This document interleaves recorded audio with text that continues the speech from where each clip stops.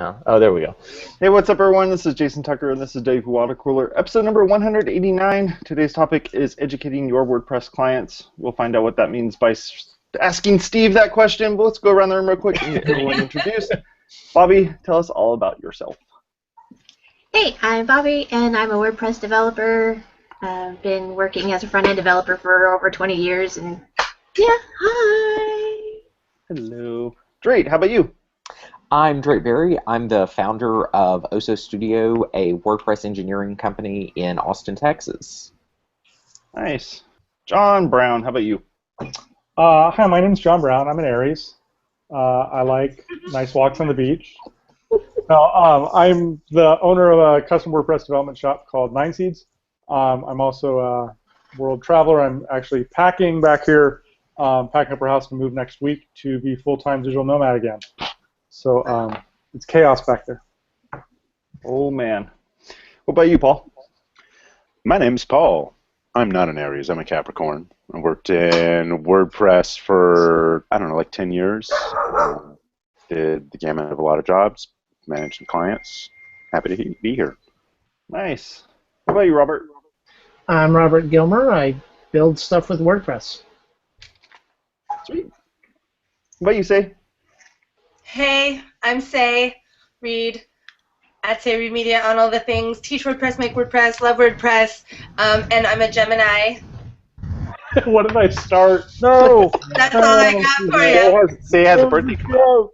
I do have a birthday coming up. Yay! How do you know that's true by her sign? I'm just floored. I just know when her birthday is. Suzette, tell us all about yourself. Hello, everybody. I'm Suzette, and I'm just having fun being on sabbatical and playing with my WordPress site. It's a lot of fun, and crocheting. Sweet. Steve. I am Steve Zehngut. I'm the founder of Zeek Interactive, and I run the OC WordPress meetup. And tonight we are meeting in my office at 7, and WP Engine will be here, and they've got giveaways. So come on by. Nice. Give it away, give it away, give it away now. You can find me over at Jason Tucker on Twitter, and I blog over at jasontucker.us. So, Steve, what the heck are we talking about tonight? Today? Tonight or today? Yeah, what are we talking about? Educating your WordPress client. Where were you thinking this was going to be going today? Well, today, oh my gosh. We've touched on this topic so many times on the water cooler, and Very lightly. 2 weeks ago, we talked about making this a topic, so I thought this would be a good idea for a show, right? So educating my clients is all about setting expectations, right? And the more you can educate up front, the more time ultimately you save on the back end. And I'll turn that over to Say with that comment. Because I'm 12. Yes. Yes. That's how old I'm turning. No, really, 12 on my birthday. You're right, Steve. We have talked a ton about this type of client. But back in episode 117, I did the Google. I typed in Dave Watercooler and then setting expectations. We talked about it. Episode Sounds like he's got them all memorized. We talked about this a whole bunch. They're all indexed right here. I think the difference here is that this particular part is more about you selected me as your developer choice, and now I'm going to build you a website. And oh, by the way, we use WordPress. Right? So, is that kind of where you're going with this, Steve? No, yes and no. I mean, educating your client can mean a bunch of different things. Say, you were going to say something, so I'll... Well, I was going to say, I mean, it definitely extends to even prior to, depends on where you get the client in the timeline of their evolution. If you're starting fresh with a client, educating your client includes educating them on what WordPress is before you get into it, and explaining the concept of self-management or how the site will be managed, and that might be why you're using WordPress. But so it's about understanding the system that they're moving forward with, because it's really likely that developer is not going to be with that business or that entity for forever, or 2, 5, 6 years. So it's really important that the client understands what they have, like what's the deal with what they're using, so they understand the basic elements. They can communicate that further if need be. So a lot of my clients come to me with an existing WordPress site that another developer has screwed up. I call those that's a Franken technical sites. term. That's my right? that's my term for that. And I love those are my favorite opportunities is when I get to come in and fix an existing problem. So that's where for me usually the education part starts is going over exactly what's going wrong and where the problem lies, right? So one of the first pieces of client education that I do is I talk about what is WordPress code, what's custom code, what's a plugin, and what's hosting, so that they can understand where the differentiators are, because a website, especially a WordPress website, has a lot of moving parts. So that's the first thing we discuss is when I bring on a new client. And that's how long do you spend with them? How long do you Longest. spend on this effort of like educating them? Because like, what if they're all like, I don't even know the difference between web hosting and a domain name? It's going to vary. It's going to vary based on clients. Yeah. Some clients don't want to know. They don't want to be educated. They don't care. They want to hand everything over. And that's really, you just ask that as a qualifying question, right? I think this is what I was going to say. It kind of starts in the sales process, right? Yep. Like where Say was going to is like part of it in the sales process is educating your client a little bit on the ecosystem, and then gauging what your client's level of understanding is and level of involvement wants to be. So if they're I just need a website, don't even tell me what it's built on or anything about it, okay, you go forward from there with the education process of this is the minimum stuff you need to know. You own a domain name, you own a website. Whereas some clients want to be heavily involved, and you need to end up lining up training tutorials and things for them for basic content generation. Like, so... Yeah.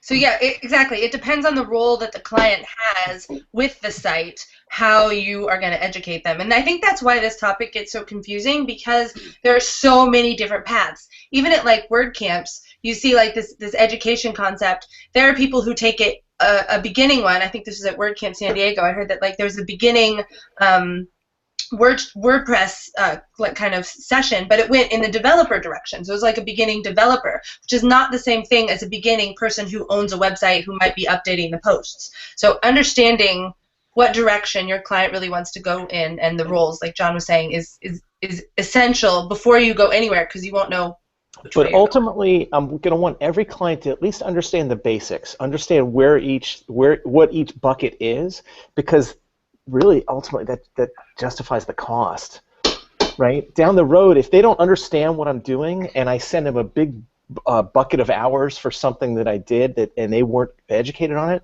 there could be a problem down the road. Yeah, and it's also part of having them buy into the work that you're doing, like exactly what you're saying, but like the packages that you might be presenting if you're doing something value-based, or the hours if you're doing hourly. Like if they don't understand that, and they don't, and they think that they're supposed to do it or someone else is supposed to do it. It's really about setting those up in the beginning. Well, that's a great point that you made, because it really, and Suzette, this comes back to your original question. Educating the client is ultimately going to determine roles and responsibilities. Right? What responsibilities do I have as the provider, and what is the client going to be doing? Are they providing the content? Are they doing the beta testing? Are they setting up a domain? Right? Are they managing the DNS? All those questions need to be understood before you go into building a website. And I think that's why the education part has, because a lot of developers will just push forward with that.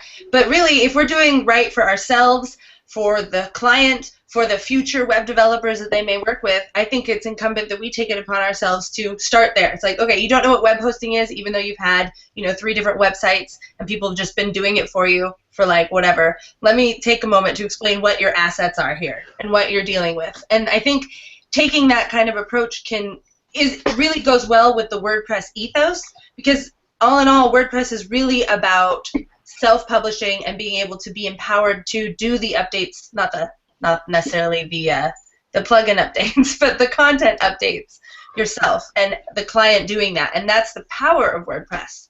So I think that fits really well together. And Say and I've said a lot, so let's let everybody else chime in. We talked a ton about the sales onboarding of getting clients up to speed, but what about once they have an existing site, the ongoing maintenance kind of thing? And I've got to put a plug out there for our favorite thing, which is WP189, Sean Haskis tutorials. We install those on all of our ongoing clients' sites for the great tutorials, like videos inside the dashboard for basic blog management type stuff, content generation, how to install plugins, edit code, or edit, not code, edit copy, stuff like that. But then we go above and beyond that for our clients who often have a lot of custom functionality built for their site.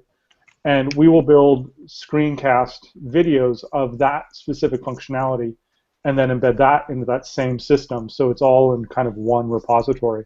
And they've got a screencast with how to use a custom post type and which fields they need to fill out and what will happen if they do certain things. I do not having this button.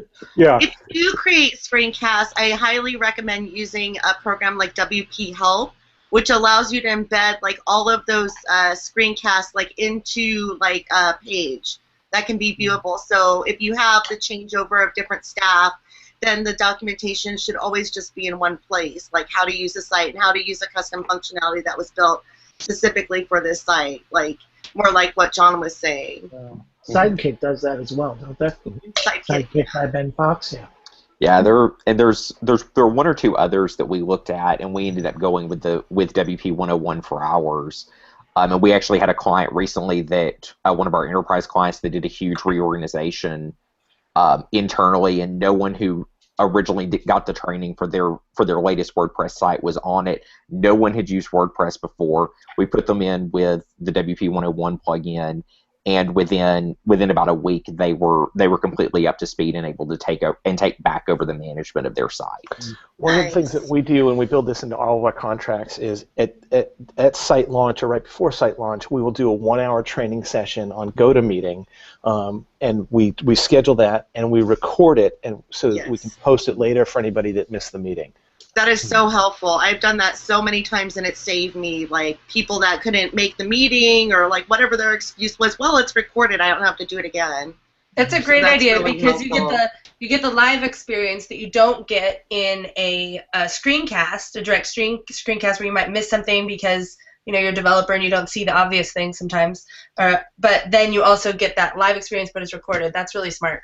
I like that. It's actually kind of off topic, but it's why we push back when clients call. Off topic? No, but like It never happens. I have a formulaic email that's rather than us do a live screencast with you, how about we just record you something so that you can come back to it anytime you want. And the simple reason is that it will take me 15 minutes to record a screencast of something for them that they can watch 100 times. Whereas that one live training session will take an hour and probably not stick. Like I wish I was a better trainer than that, but way too often those things don't stick. You've got a good point. The reason I like the 1-hour live training sessions, we have a plan, I have an agenda that I cover, but like Suzette said, we get that interaction with the client because there's things that they might be focused on that we're not. Yeah, that can really help you make adjustments if you do a screencast or documentation later to see what their needs are. And it can turn into change orders. Ooh. Yeah, that's a good point. You can be like, I'm just going to put my business hat on for a second. Don't get me wrong. Clients who want to pay us for an hour of consulting time for everybody who's on that call can do a live training session. And you're right. Like things come out of those, and if they're well scripted and well organized ahead of time, they're great. I'm a firm believer that more client interaction is better because the more that we are able to train and get them looking at the site and go through things, like I said, the more change orders are ultimately going to come out of it. For some clients, that's the only time they're really going to sit down and ever do that. So, the question is, do you really value or do you really want that client to be able to use that site going forward? Because if that's kind of what makes a good site, if it's usable. If it's just sitting there and no one can use it, it might be the greatest site in the world, but in the long run, that doesn't serve the business. So I think having that kind of ongoing training can really benefit the business, which then gives you more business. And there are stakeholders, depending on the size of the client, there are stakeholders that may not be involved in the day-to-day development, right? They come for that training session because you scheduled the time for it. And that's part of the onboarding process, is to get them to realize that it's not just a static sort of thing. It's not just turn it on and boom, it's done. So yeah, I have the hardest time trying to explain to people that like once you have a website, you do have to update it. It's like the hardest concept. Like, what do you mean I have to keep updating it? Like, didn't they get it right the first time? And so I have to go to this whole spiel about like how it's a very popular software, and there's a lot of hackers that target it, and so you have to keep it updated. It's so hard for people to get. And I tell them that, and I go back to the site, and I see 13 updates. I'm like, they're not listening to me. So let's talk about maintenance for a minute, because it's a good segue, right? So one of the biggest pieces I educate a new client on or a new prospect is maintenance, right? And one of the first things I say in that initial meeting is a good website is never complete. That's true. Mm-hmm. Right? Yeah, it's continually growing. Yeah, absolutely, and that's a good thing. It's a good problem to have. It means you're successful. It means you're growing. Those are good things. But that leads us into it's like our soul relationship with a client, right? Which is maintenance. There's a lot of deep metaphors here. Steve loves his recurring revenue maintenance. I do. I'm curious how you educate the client on that. Like, I mean, going in and talking about what constitutes a change order. What's that? Versus, how do you approach that with clients? Like the difference between a change order versus maintenance. Like, I mean, I you know how it is with these sites. You can go in and somebody will be like, how much does that cost? And you'll be like, $50 because this magical plugin does it, and it's one click. And then they'll ask, well, how much does it cost if? And you're like, $10,000, and a dinosaur will need to program it because it's magic. And it's like, are you referring to me as the dinosaur? Or? No, I don't. That's the people I'm working with. You. I mean, but it's like, it's kind of hard to explain for somebody who doesn't really know why these things come in. Like, how do you balance that? Again, this is part of client education. There are many parts to a website, right? So there's, first of all, hosting, right? So when we separate out each of those buckets, one of the first things we talk about is hosting. With hosting, things can just go wrong. A server could go down. An update could be made without us knowing it, right? And that could cause problems with your website. So the reason we separate out those buckets is we turn into a conversation about who do you call when something goes wrong. Right? Yes. I always tell my clients. I always tell my clients, I'm not in the hosting business, right? So Don't call me 24/7. I will set up a relationship with a host, and preferably a host that has 24/7 maintenance, because we don't have 24/7 support. It's not what we do. So this morning, I had a client. Oh, sorry. Go ahead. As we're educating to the client, what we say is, let's talk about what could go wrong and when things go wrong. So we like to schedule our code rollouts so that everybody is aware of when code is going live, because if something goes wrong during that window, it's probably something that we did, and we're available and we make the fix. If it's something that goes wrong in the middle of the night where we didn't roll out some code, it's probably a server issue. So Call GoDaddy. Those are just some of the basics of who to call when something goes wrong, so that I'm not called at 2 a.m. I just had a client this morning not text me, but thankfully, but send me a screenshot, like all panicked, from WordPress, that there was something needs to be confirmed with WordPress, and WordPress is very alarming. So it's like, oh my God, you just have to fix this right now, and they're panicking. So I have to decide: do I just fix it? Do I take a moment and be like, that's what this is. This is a notification from WordPress. You can fix that by logging into your WordPress dashboard in, Jetpack, WordPress, click this button, and give them that information so that I'm empowering them to do that. And then in the future, I can just forward them that email. But, or I can do it and charge them for it by telling them that I'm going to do it for them. But I prefer to empower, because that's the whole point of me. For me, of WordPress, is that it is something that you can do yourself, and so I try to take every opportunity to educate the client. I think that segues into something really interesting, which is the educating your client about the warnings and notices that may come up on their site. WordPress is a good example. Those types of things are one of the reasons I almost universally advise against using WordFence. I know people who love it, but it is the most alarming scare in the face. Like, everything is a disaster every day, and you're just like, screw it, I can't install this on the client site because I can't support this. This is insane. You turn it on and it's automatically. It's an interesting thing that I think has changed over time, because like 5-6 years ago, WordPress didn't have all of these scary warnings. Like, I don't remember them anyway. Like, you hand it over to the client saw an update notice here or there. But now, like, it's client exhaustion of, like, every time they log into their dashboard, like, Yoast SEO is updated, and now WordPress has an alert, and VaultPress needs to be reconnected, and Jetpack has something here, and Contact Form 7 needs you to verify your outgoing email, and like. And the problem with that is the client then gets numb to those because you're like, oh, don't pay attention to that, it's not a big deal, whatever. And then they don't see if something really does happen, or they don't pay attention to their email from their hosting company telling them to update their credit card. And then, something happens and, you're like, it had nothing to do with me whatsoever. It's just you, Yeah, reading your email. It's not that complicated. The cynical side of me is like, it means that they'll pay me more to do the maintenance for them because they're afraid to or they're intimidated to. But I think there's also, an underlying issue there, which is just things have changed. Like the amount of notifications has gotten really bad, and we could maybe talk later about the new notification thing coming to WordPress hopefully soon, but that wouldn't be on topic. Let's push through it. That's a great topic for another day, yeah. We have next week's topic. Thank you, there we Brown. Let's remember that for Memorial Day. Memorial Day. Oh, that's right. The next show's on Memorial Day, isn't it? No, because why would we do that? That would be terrible. So what do you guys do do you have clients that are more DIY? Like, do you send them to, for example, WP Beginner, or do you advise them to Google? Like, what for the more DIY clients? Maybe you guys don't have those. I definitely have those working with the Small Business Development Center because we don't take always that totally hands-on approach. So I'm often having to explain to people how to Google and how to differentiate between, there's so many tutorials out there that are like, put this code in your functions file. Don't have a functions file? Download this plugin. And it's like self-education can go very badly very quickly in those instances. And then the client has no idea what they did.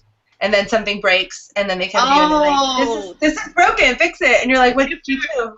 If they're that much of a do-it-yourself customer, they should definitely be using a local server like Desktop Server to experiment and get all their crazy plugins tested.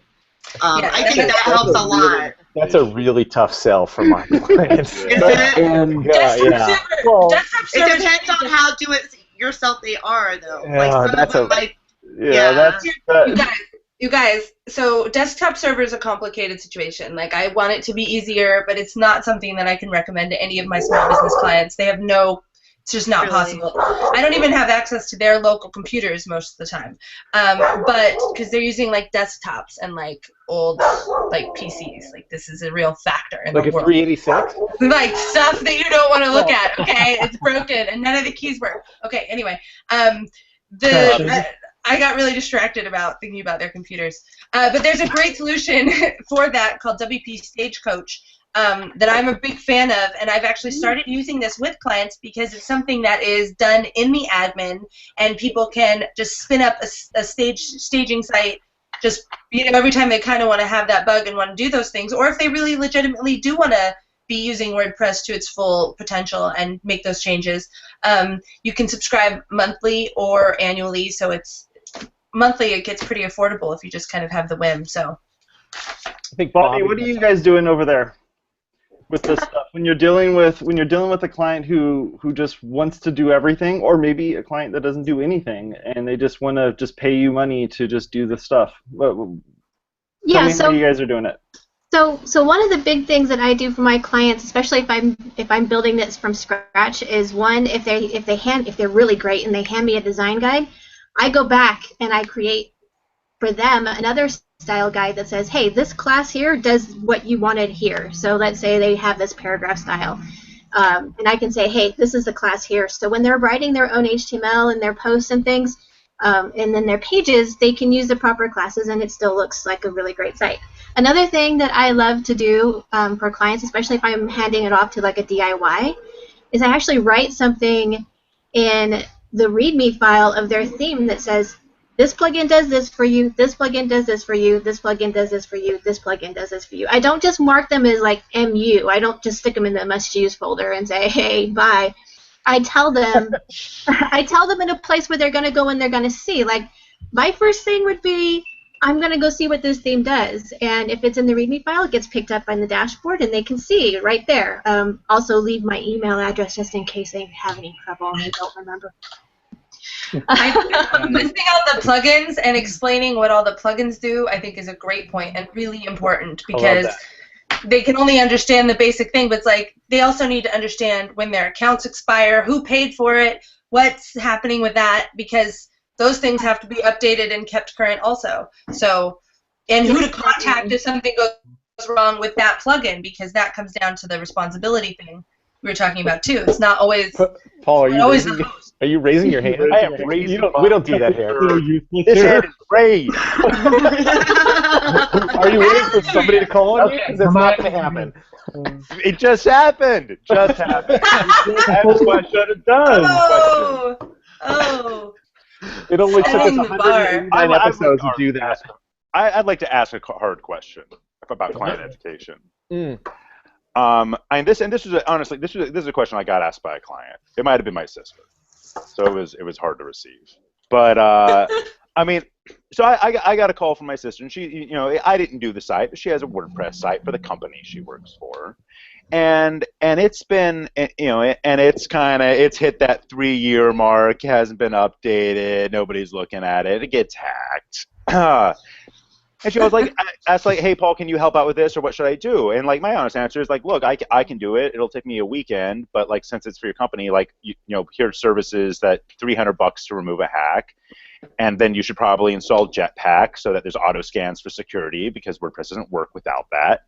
And her question to me was like, well, if I'm going to spend $300 to fix this thing, and I have to go in and update it, and there's all this, like, man time in maintaining it, why don't I just go do a Squarespace site? Oh, yes. And it's like, oh, man, you know what I'm living out. That is something I hear all the time from clients, and I've talked about this on the show, that there are clients that WordPress isn't the right solution for. Sometimes, though, it depends on the functionality, because Squarespace has limited functionality, and that's really what it comes down to. Well, what's functionality? What's the functionality? Well, that's why when you first start with a client, that's why you have to have these conversations about roles and responsibilities and what's the point of the thing, because maybe WordPress is just always going to be a problem, or maybe Squarespace is always going to be a problem. So it's about really what this comes down to is educating the client and having this conversation in a grander scheme of the business, and not it being like this isolated thing over here that's this website that's tacked on, Because in your sister's case, Paul, like, maybe they don't need to pay attention to the website. Not true. Everyone does. But, maybe it doesn't need to do anything fancy, so they would be better off with Squarespace. Or maybe they're running some key thing through the website, and so they need to allocate more resources to it because it's actually a valuable tool. So looking at it in the larger scope of the business can fix things in a larger scope way, as opposed to just patching problems as you go along. I think a Squarespace is kind of like a train. You're taking a train to work every day, and you're okay with, like, getting off the train, calling an Uber, taking you over to your place, and getting there. Versus, like, having a car where you could just drive wherever you want to go, customize it however you want, pick the music that you want to listen to, do all the stuff. There's a little bit of a difference here between having a Squarespace site and having a WordPress site. That's the best analogy I've ever heard of Squarespace and WordPress, and I love analogies, so that makes me really happy. But that's a good one. If you have a client that doesn't value their own time and wants to put in time to build themselves a site on Squarespace, is that the kind of client that you would want to work with in the first place? Well, you can hire people to build you Squarespace sites too, but yeah. I think that we all agree that education in this sense is really important. So in terms of educating a client, we all have to do pitches. We all have to prove our value we all have to apply for a job every time we do a new work week or whatever. I mean, what are some of the things you guys share with clients when you're talking about the things in WordPress that we can do that do bring clients value? And we will have to answer that question next week. Next week's show. No. I don't know. They can do whatever they want. Okay. Yep. Folks, that's about it for today. Make sure you go over to our website at WPwatercooler.com. Click on the link there to subscribe. We do shows both on Monday and on Thursdays, so check out our schedule and go from there. If you want to watch and hear more about Say talking about all these cool things, she's going to be on the show this week. I don't know if she remembers or not, but she's going to be on the show this week and we'll be talking about that stuff over at WP. As soon as you said that, I remembered. You have a good one. See you later. Bye-bye.